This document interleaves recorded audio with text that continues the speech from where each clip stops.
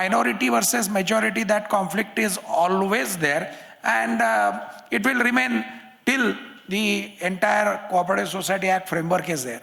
So therefore, if there is a minority view which is expressed, then we are aware that in respect of such opposition, usually people go and start creating a nuisance value.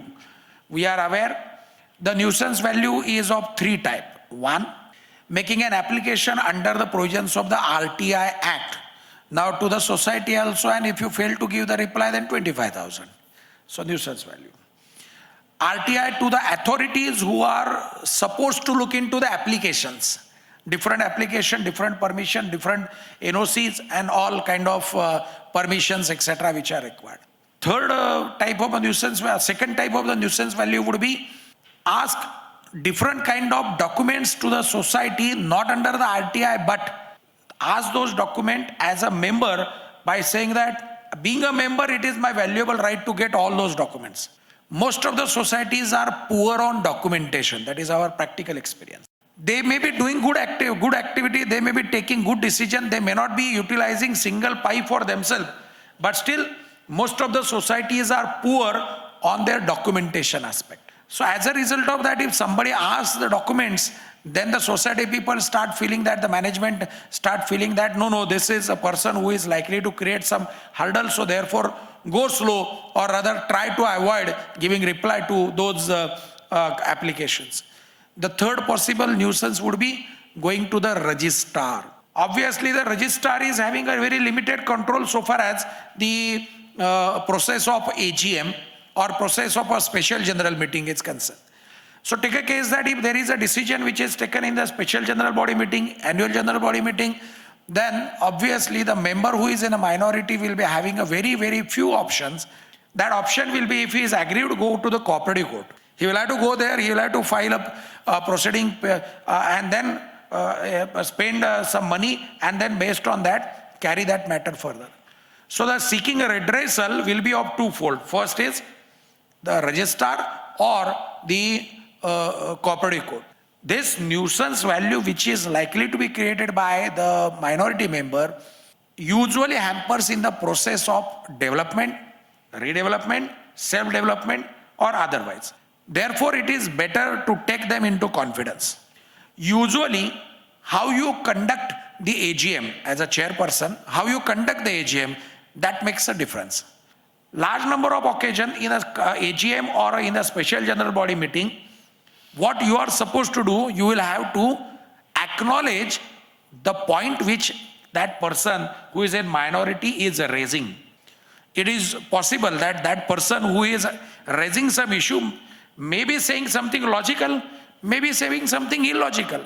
But as a person who is supposed to chair that AGM or a special general body meeting, you will have to take him into confidence and then put that resolution to vote, and then based on that go ahead with the decision. It is possible that that minority person may raise something irrelevant, but as a chairperson you will have to control that entire affairs of the society in such a manner that he should feel that his voice has been heard in the meeting.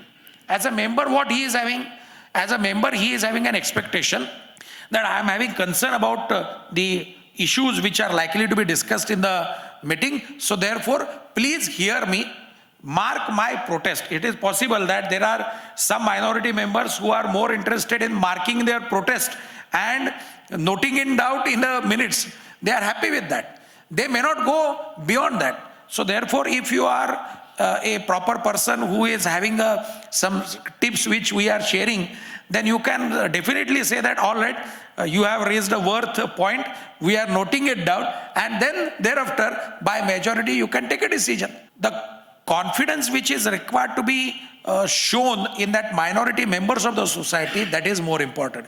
He should feel that yes, I have been heard.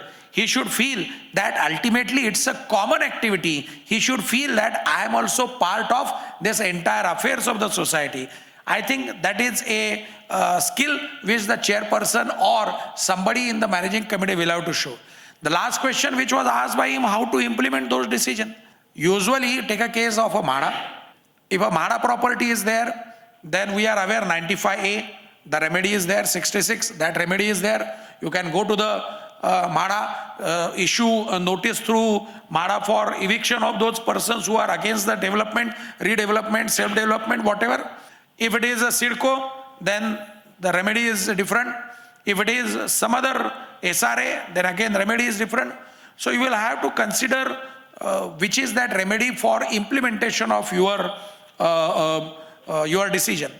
It is possible that it is pure cooperative housing society which is not controlled by MADA, SIDCO or SRA.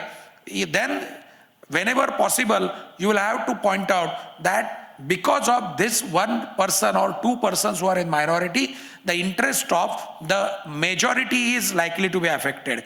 And therefore, you will have to request to the court that please do not grant any injunction in favor of this person who is in minority, because the majority is likely to suffer a large because of one or two unsatisfied persons.